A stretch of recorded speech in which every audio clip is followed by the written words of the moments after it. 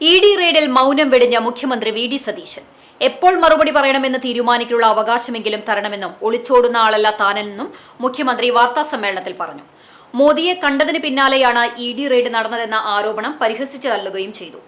ED റെയ്ഡിൽ എല്ലായിടത്തും വെച്ച് തന്നെ ചോദ്യം ചെയ്തു. ഇതിനിടെ മുഖത്ത് മൈക്ക് വന്ന് അടിക്കുകയും ചെയ്തു.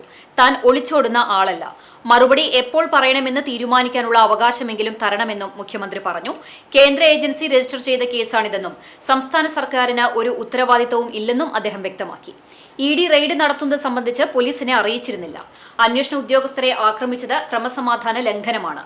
അത് ഒരു കാരണവശാലും അംഗീകരിക്കില്ലെന്നും വി ഡി സതീശൻ പറഞ്ഞു. 4 കൊല്ലം മുൻപുണ്ടായ കേസാണ്. ED ആ സമയത്ത് ഒന്നും ചെയ്തില്ല. അതിൽ പരാതിപ്പെട്ടവരാണ് UDF. രാഹുൽ ഗാന്ധിയെ കുറ്റം പറയുകയാണ് പിണറായി വിജയൻ ചെയ്തത്. രാഷ്ട്രീയ പ്രേരിതമായതുകൊണ്ടാണ് രാഹുൽ ഗാന്ധിയെ പ്രതിരോധിച്ചത്. അന്വേഷണം നടത്തിയതിനെ വിമർശിക്കില്ലെന്നും കോടതി അനുവദിച്ച കേസിൽ അന്വേഷണം തടയില്ലെന്നും മുഖ്യമന്ത്രി വ്യക്തമാക്കി.